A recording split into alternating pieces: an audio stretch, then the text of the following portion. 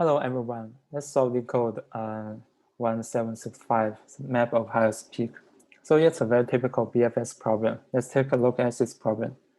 So we are given an integer matrix this order of size n multiply n.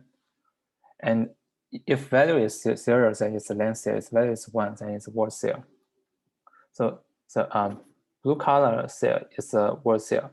And we need to compute the height for each cell. We want to get the maximum height for each cell. And there's a limitation that any two adjacent cells must have an absolute height difference of at most 1. So we know the blue one is 0, then the neighbor will give height 1. For this left bottom cell, we cannot give 3, otherwise the absolute difference will be greater than 1. So we can at most give it 2. So take a look at another example. We have 2 word cells, and the height will be 0. And we can give all the neighbors of this word cell value 1. And for the remaining 2 cells, we give value 2.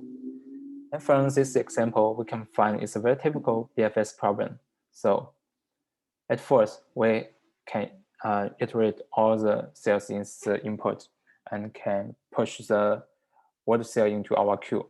Then for all neighbors, we can assign height 1. Then for those neighbors who are neighbor, then for those cells who are neighbor of cell 1 and they have not been visited, we can assign height 2.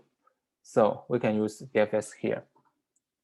First, we can get M and N, the 2-dimensional size, and we can initialize our result. And first, we initialize all cells with value -1.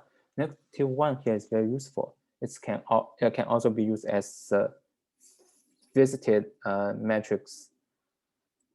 Then we have Q. We first push all the word cells into our queue. Okay, then it's very typical BFS code. It's a level traversal. So first we get all the size of the queue. Then we will for loop this size. Since for this element, they have the same height. Then I just get every element from my queue. And then I will check the top, bottom, left, right, the 4 directions. If it's an auto range or if it has already been visited, which means the value is not -1 in my result array, then I will just skip those cells. Otherwise, we can push it into my queue and we can set the height for this cell since it has not been visited. Okay, after this level traversal, the count height will auto increment by 1. Okay, so this is code. And what's time complexity? We know for each cell we visited it just once, exactly once. So the time complexity is OMN. And the space complexity is also OMN, since we're using this result array, which is of size MN. So that's our time complexity and space complexity. And we know it's a very typical BFS problem. So we need to have a template. Then we can use it every time when we solve BFS problem. Yeah, thanks. That's it.